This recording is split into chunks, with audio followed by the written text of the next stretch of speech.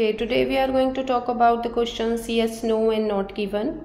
First question is the approach to health during the 1970s included the introduction of health awareness program. 1970s में the approach to health during 1970s में health की approach क्या थी, उसमें क्या चीज़ को include किया गया था, introduction of health awareness program.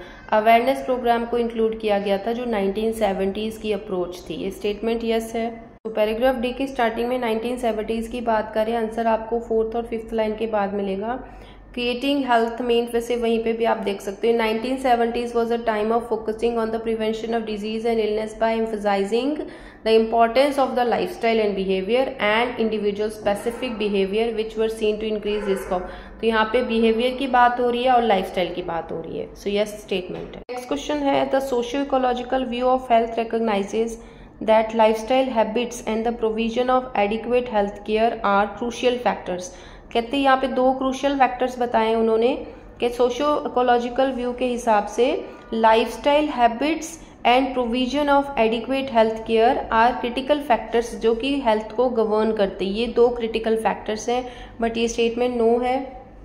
So it is talking about, it is clear from the statement that the creation of health is about much more than encouraging healthy individual behaviors and lifestyle and providing appropriate medical care. कहते हैं health जो है इनसे कहीं आगे है ना. health is about much more than, उनसे कहीं आगे है. तो क्या है, therefore the creation of health must include addressing issues.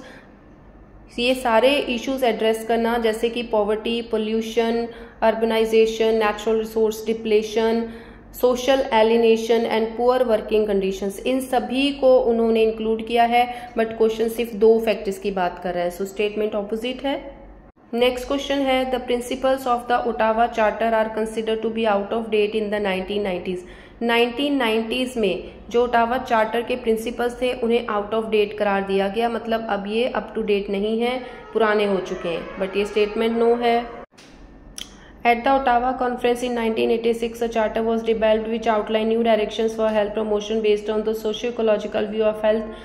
This charter, known as the Ottawa Charter for Health Promotions, remains as the backbone of health action today. अभी भी backbone है ये health की, तो ये out of date नहीं है. Still remain as the backbone of health action today. So answer is no.